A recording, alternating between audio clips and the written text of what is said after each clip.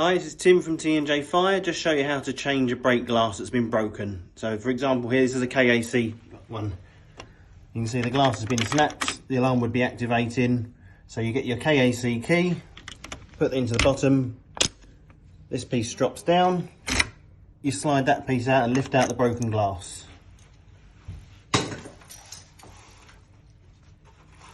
You take your new glass, push it from the top first, and sit it so that the glass sits on these two ledges at the bottom.